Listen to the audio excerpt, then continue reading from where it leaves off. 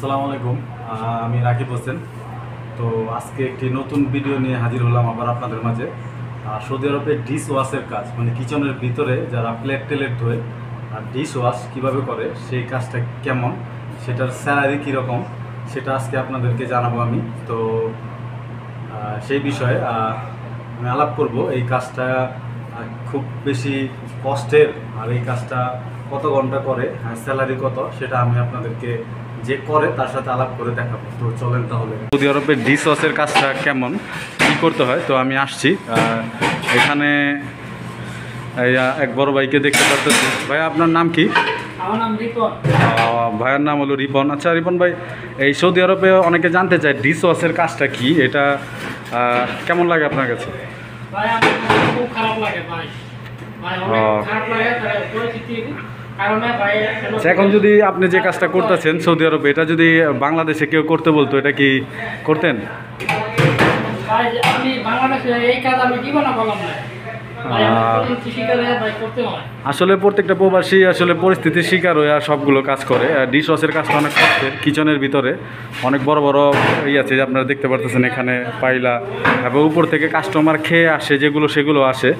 তো আশা করি আপনারা বুঝতে পারছেন যে ডিশ ওয়াশের কাজ কেন মানুষ ভয় পায়।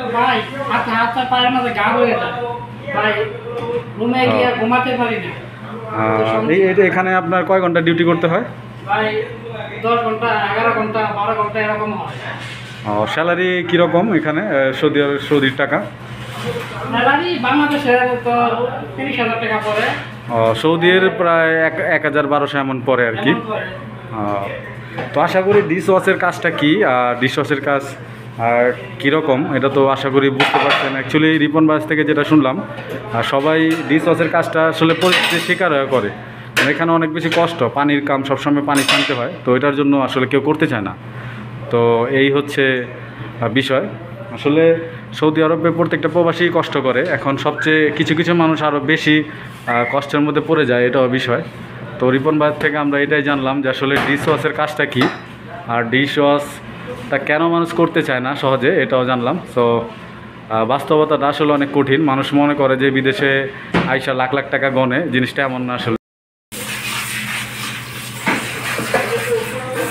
এইভাবে ডিশ ওয়াশের আসলে ক্লিন করতে হয়।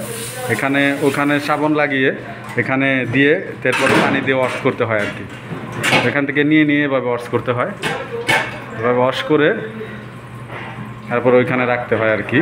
তাই এখানে একজন লোকই থাকে, একজন লোকই ক্লিন করে আসলে ডিশ ওয়াশে। এখন ওই সামান যেগুলো পাক করছে সেগুলো, কিন্তু উপর থেকে যখন কাস্টমার খেয়ে আসবে সেগুলো আসবে। তো আশা করি বুঝতে পারছেন আপনারা। দেখতেই তো পারলেন আসলে প্রবাসীরা প্রত্যেকটা কাজই আসলে কষ্টের কাজ। তো আমরা তো রিপন ভাইয়ের থেকে জানলাম যে আসলে ডিশ ওয়াশের কাজটা কেমন, কত টাকা স্যালারি পায়। সো কী আর বলবো, আসলে প্রত্যেকটা প্রবাসী কষ্ট করে। এখন ডিশ ওয়াশের কাজটা বেশিরভাগ মানুষই করতে চায় না, কারণ এটা কষ্টের কাজ।